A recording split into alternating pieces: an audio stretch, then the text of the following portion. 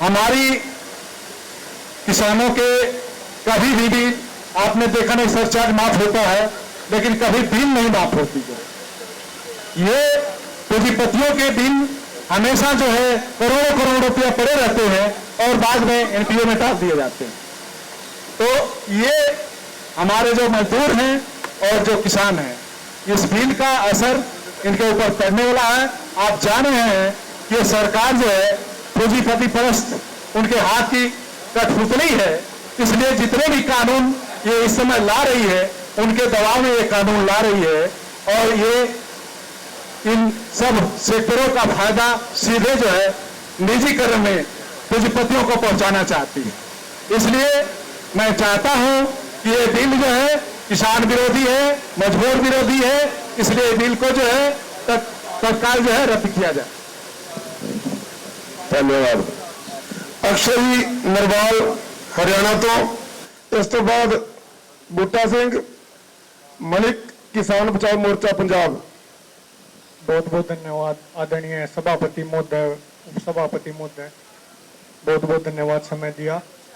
देखिए, जो ये सरकार आज वर्तमान में अपना पार्लियामेंट सत्र चला रही है, उस सत्र में गिरेगी या नहीं गिरेगी वो अलग बात, लेकिन आज किसानों की संसद में और इस जनता की नजर में सरकार गिर चुकी है।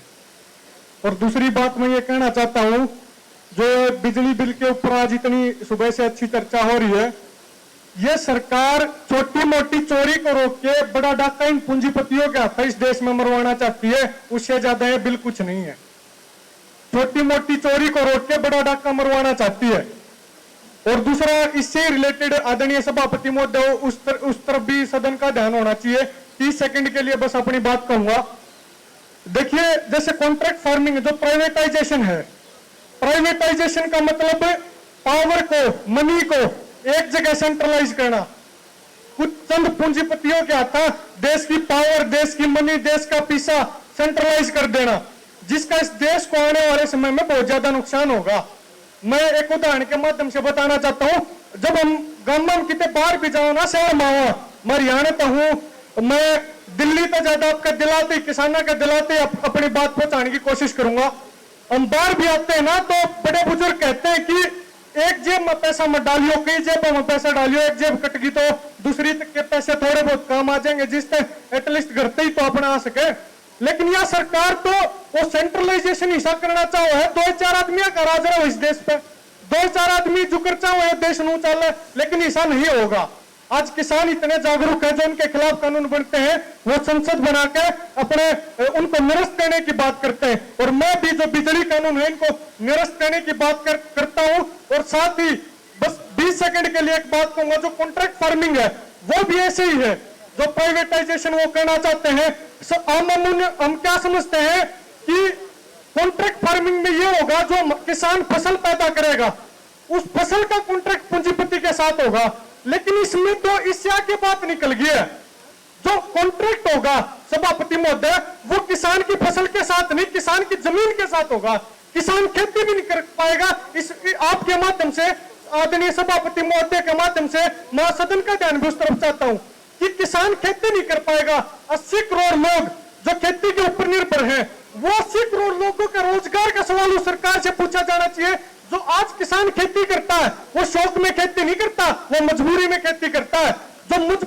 जो इतना 80 करोड़ लोग जो खेती पर निर्भर हैं, वो 80 करोड़ लोगों का रोजगार की सरकार ने क्या सोची है, सदन के माध्यम से मैं उस तरफ भी ध्यान देना चाहता हूँ। आपने समय दिया, बहुत बहुत धन्यवाद। जय जवान जय किसान। बहुत बहुत धन्यवाद।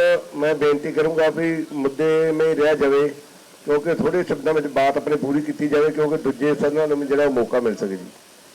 बहुत खूब। बूटा सिंह जी मलिक किसान बचाओ मोर्चा पंजाब, उसके बाद चरणजीत सिंह जी अकरगढ़ भारतीय किसान एकता मंच।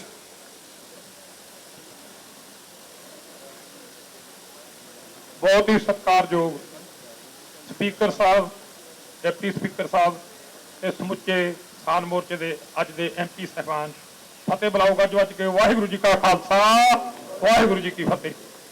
जो अज का अपना मुद्दा है, जो 2020 बिजली बिल सरकार लिया रही है, ਆਪਾਂ सब ਨੂੰ पता भी जो भी चीज़ां प्राइवेट हुई वो पब्लिक तो खो लिया गई, ਜਿਹੜੇ ਪ੍ਰਾਈਵੇਟ ਅਦਾਰਿਆਂ ਕੋਲ ਆਈਆਂ ਉਹ ਬਣੇ ਆ, ਪਬਲਿਕ ਡੁੱਬੀ ਆ। ਇਸੇ ਤਰ੍ਹਾਂ ਹੀ ਬਿਜਲੀ ਦਾ ਜੋ ਵੀ ਇਹ ਕਾਰੋਬਾਰ ਆ ਉਹ ਆਪਾਂ ਇਹ ਸਰਕਾਰ ਚਾਹੁੰਦੀ ਆ ਕਿ ਪ੍ਰਾਈਵੇਟ ਹੋ ਕੇ ਚੰਦ ਘਰਾਂ ਦੇ ਹੱਥ ਵਿੱਚ ਦੇ ਦਿੱਤੀ ਜਾਵੇ, ਤਾਂ ਕਿ ਜਿਹੜਾ ਇਹ ਵੀ ਸਾਰਾ ਬੋਝ ਆ ਪਬਲਿਕ ਤੇ ਪੈ ਜਾਵੇ। ਆਪਾਂ ਜਿਵੇਂ ਦੂਜੇ 3 ਖੇਤੀ ਬਿੱਲਾਂ ਦੇ ਖਿਲਾਫ ਮੋਰਚਾ ਲਾਇਆ, ਉਸੇ ਤਰ੍ਹਾਂ ਸਪੀਕਰ ਸਾਹਿਬ ਅਸੀਂ ਬੇਨਤੀ ਕਰਦਾ ਮੈਂ ਆਪ ਦੇ ਤੌਰ ਤੇ ਕਿ ਇਹ ਬਿੱਲ ਨੂੰ ਮੁੱਢੋਂ ਰੱਦ ਕੀਤਾ ਜਾਵੇ, ਕਿਉਂਕਿ ਸਾਡੇ ਦੇਸ਼ ਦੀ ਜਨਤਾ ਤਾਂ ਅੱਗੇ ਹੀ ਬਹੁਤ ਹੀ ਕਚੂੰਬਰ ਨਿਕਲਿਆ ਪਿਆ। ਗੈਸ ਸਿਲੰਡਰ ਜਿਵੇਂ ਦੱਸਿਆ ਗਿਆ ਸਬਸਿਡੀ ਕਿਤੇ 400 ਰੁਪਇਆ 300 ਰੁਪਇਆ ਆਉਂਦੀ ਸੀ, ਅੱਜ ਹੁਣ ਉਹ 2-4 ਰੁਪਏ ਆਉਂਦੀ ਆ। ਇਸ ਤਰ੍ਹਾਂ ਜੋ ਵੀ ਬੋਝ ਆ ਉਹ ਪਬਲਿਕ ਤੇ ਪੈ ਰਿਹਾ। ਸਰਕਾਰ ਵਿਦੇਸ਼ਾਂ ਵਾਂਗੂ ਕੰਮ ਚਲਾਉਣਾ ਚਾਹੁੰਦੀ ਆ, ਪਰ ਜੋ ਸਹੂਲਤਾਂ ਉਹ ਵਿਦੇਸ਼ਾਂ ਵਾਲੀਆਂ ਨਹੀਂ ਜਿਵੇਂ ਚਾਹੁੰਦੀ। ਜੇ 500 ਰੁਪਇਆ ਪੈਨਸ਼ਨ ਲਾਉਣੀ ਹੁੰਦੀ ਹੈ ਤਾਂ ਦਰ ਫਿਰਨਾ ਪੈਂਦਾ, ਤੇ ਕਹਿੰਦੇ ਬਿਜਲੀ ਦਾ ਕੰਟੈਕਟ ਕਰਕੇ ਤੁਹਾਨੂੰ ਆਪਣੇ ਦੇਸ਼ ਨੂੰ ਮੈਂ ਡਿਜੀਟਲ ਕਰ ਦੂੰ। ਅਸੀਂ ਤਾਂ ਇਹੀ ਚਾਹੁੰਦੇ ਆ ਕਿ ਬਿੱਲ ਨੂੰ ਮੁੱਢੋਂ ਰੱਦ ਕੀਤਾ ਜਾਵੇ। ਸਾਰੇ ਸਮੁੱਚੀ ਪਾਰਲੀਮੈਂਟ ਦਾ ਧੰਨਵਾਦ। ਵਾਹਿਗੁਰੂ ਜੀ ਕਾ ਖਾਲਸਾ, ਵਾਹਿਗੁਰੂ ਜੀ ਕੀ ਫਤਿਹ। ਧੰਨਵਾਦ ਜੀ, ਧੰਨਵਾਦ, ਬਹੁਤ ਬਹੁਤ ਮਿਹਰਬਾਨੀ। ਆਪਣੇ ਟਾਈਮ ਦੇ ਵਿੱਚ ਰਹਿ ਕੇ ਆਪਣੀ ਗੱਲ ਪੂਰੀ ਕੀਤੀ, ਮਿਹਰਬਾਨੀ ਵੀਰ ਜੀ। चरणजीत सिंह जी। नेशनल दस्तक की आपसे गुजारिश है कि अगर इसको बचाना चाहते हैं तो नेशनल दस्तक को सब्सक्राइब करने के लिए रेड कलर के सब्सक्राइब बटन को दबाएं, फिर बेल आइकन की घंटी दबाएं। नेशनल दस्तक को बचाने के लिए बहुत जरूरी है कि हर खबर को शेयर करें, लाइक करें, कमेंट जरूर करें।